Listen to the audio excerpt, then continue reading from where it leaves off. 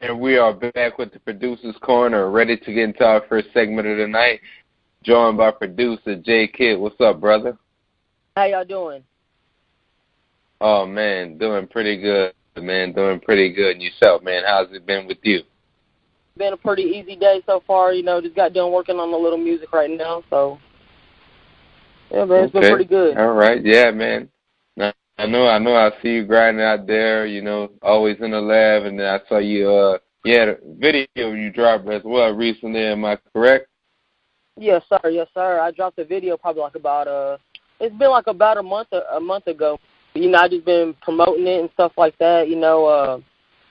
Kind of hard doing it by yourself, but it's got to be done. So you want to be successful, man. Just you gotta push it.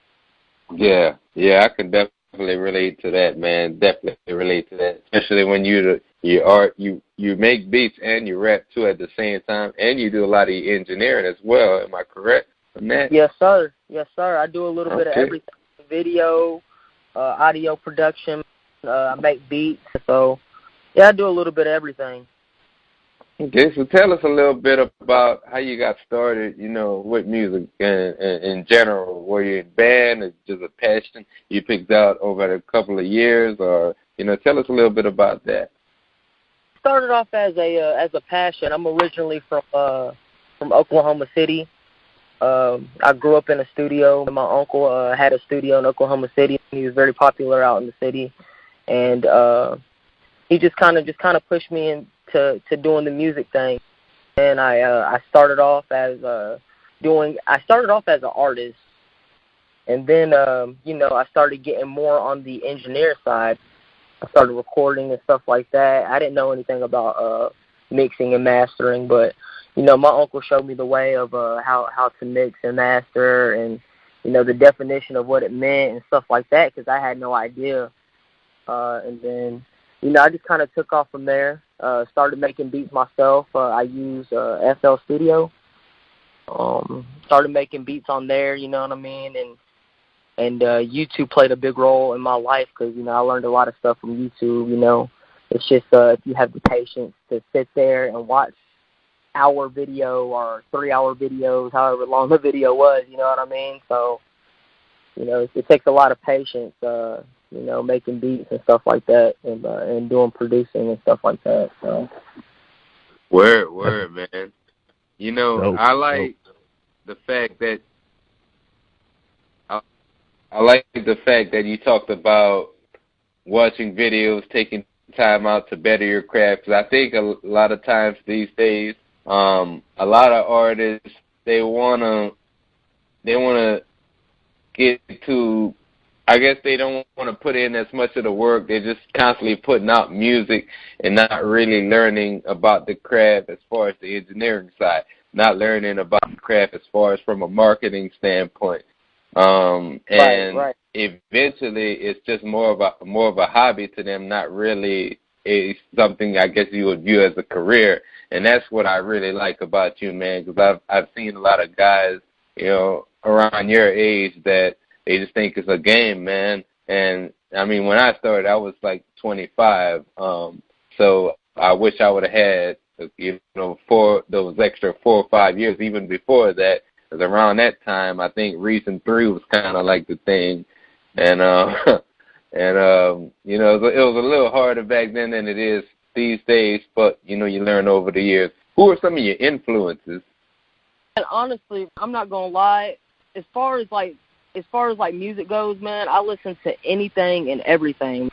I'm talking about I'm going back to the 60s, like Tom Jones. From there, just going on up. And there's so many different artists that I listen to. I don't necessarily have a favorite artist, or you know what I mean. But as far as my personal life and doing the music thing, I'll have to say my pops. He's been my biggest influence, man. You know what I'm saying? He's always been there for me and always pushed me to do better. And he's always kept it real with me. So I have to say my pops is my biggest influence, you know what I'm saying? So dope, man. That's definitely dope, man. Always just pushed me to just do better. I had a couple questions for you, man. If you had a quick second here, man. Just hearing You said you do everything, right? Yeah, I do a little bit of everything. Yeah. So as a guy who let's break that down for the people what that means, because some people don't know what that means, right? So as a guy who writes the lyrics, then goes in and composes the instrumentation from rhythm section to melodies, all of that percussion, then you got to go in, you got to go mix it, right? Mix each individual item, then you go in and you master the song as a whole, then you promote that song, then you're saying you're doing other things as well, even outside the musical scope. At what point do you gain objectivity, right? So at what point, or how do you gain it? How do you step back? Do you have somebody that you bounce, you know what I mean, mixes off of, or song ideas? How do you gain that objectivity? And honestly, it's just about starting from scratch and getting the idea. Everybody gets their music. They have to start from somewhere, you know what I mean? So the way I look at it is, like I say, I listen to anything and everything. So I just kind of just based on how I'm feeling at that moment of how I'm going to structure my beat. You don't mix every instrumental the same, or your vocals the same. So you have to have a creative mind as far as going about that, on how you're going to do your vocals. The way I start is I make my beat first. And while I'm making my beat, I'm thinking of ideas of what I'm going to write about and what the topic of the song is going to be. And then I just kind of just go from there. Once I start getting in my groove, it just kind of starts building from there. So, and then the promotion and stuff comes on after that, and, trying to find the right promoters. And you have to spend a little bit of money to make money. But if you invest into yourself and you invest into your work, you can only become better. And that's just trying to get a hold of the right people and just go from there. So it's always about, like, who you know. It's not always what you know, but sometimes it's who you know that can get your foot in the door and that can help you make moves. And sometimes a lot of these people that I deal with, I go through, like, Facebook. So, I mean, social media plays, like, just a big part of everything, you know what I mean? As far as, like, Facebook and YouTube, you have to do your research on the people, and you have to find out, who's promoting this and who's promoting that, and just go from there. So, without a doubt. So I do my research on people. And it sounds like that's paying off for you, man. It really does. Oh, yeah. Most definitely. So in terms of this research, you mentioned research, right? So, okay, so you're doing a lot of research when it comes to promoting these records, and with the way the music industry is structured today, in comparison to maybe 10, 15 years ago, record labels were a big thing, right? Nowadays, not so much. So in terms of what your end goal is, are you looking for that record deal? Are you looking for more independence type of goals? Like, talk to me about your end goal. If I can be independent and be successful at the same time, then I'm going to go that route. But if I can have a record label that's looking at me and they want to cut me a good deal, and I agree to that deal, then I'm going to go that route. Yeah, but, I feel like the ultimate goal here is to put out music and have people appreciate your music. And the thing is, I have a lot of fans. They love my music. They love what I do. And that makes me happy right there. Even if I wasn't getting paid, that would make me happy. I love people that bump to my music and that can groove to my music and get a good feeling from my music.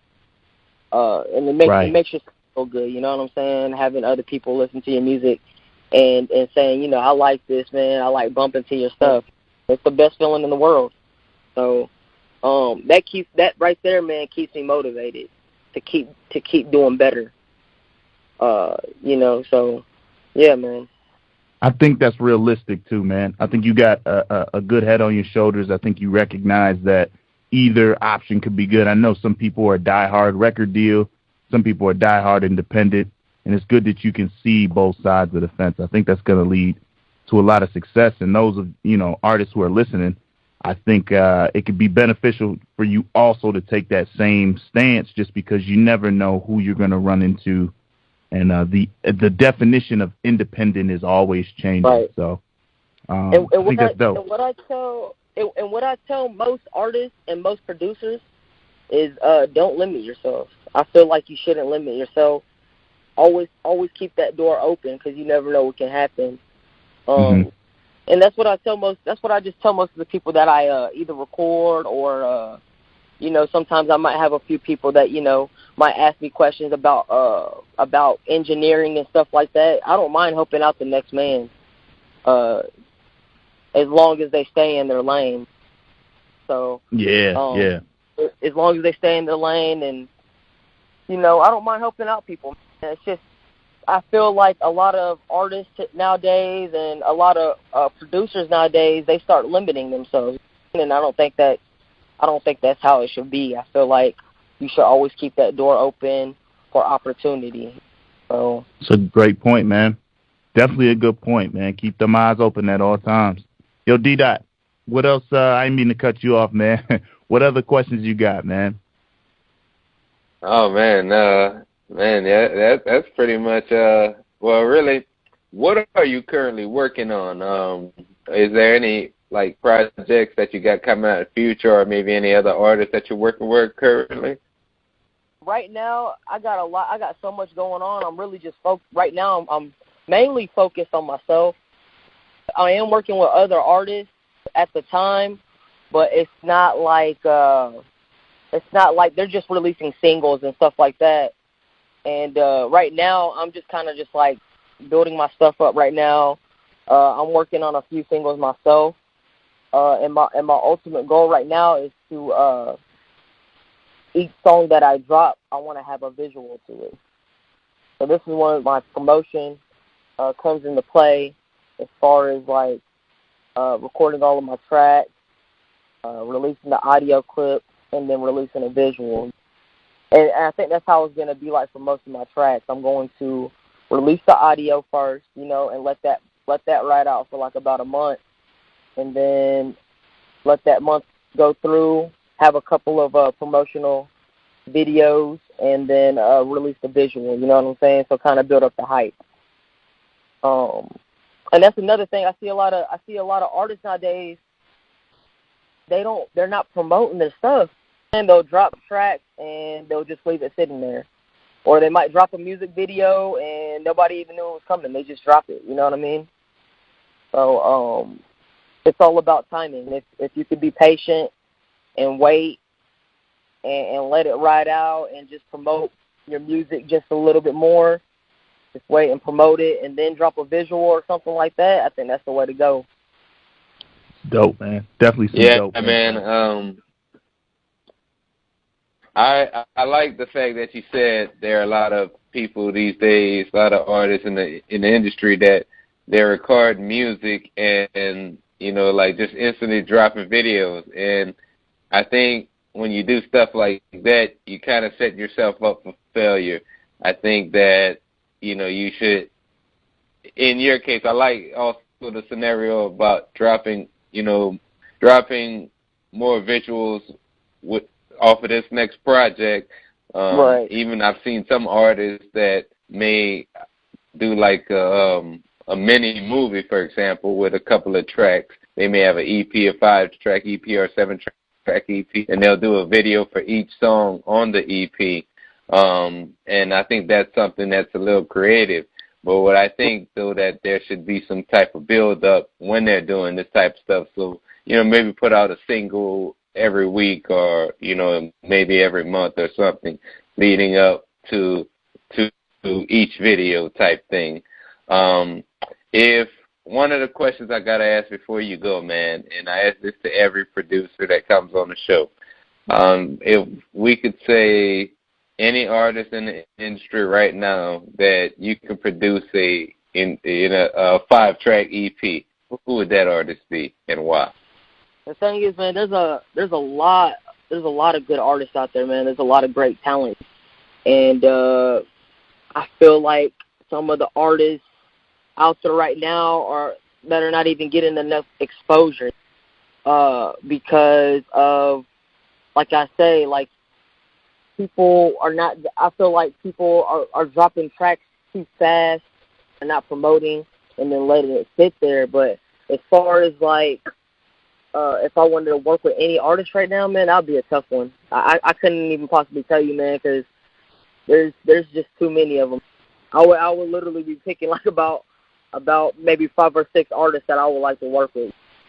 So yeah, I could. Right now, I'm just gonna keep that one right now for anonymous, because I couldn't really tell you. There's so many good artists out there, you know. I could respect that, man. I mean, I don't know who I would pick myself. I'm such a fan of a couple of people, and depending on the beat that I'm working on, it might fit one person versus another that I envision.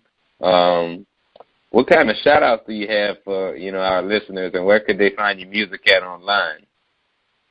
Oh, yeah. You can definitely check me out on Instagram, Facebook, Twitter.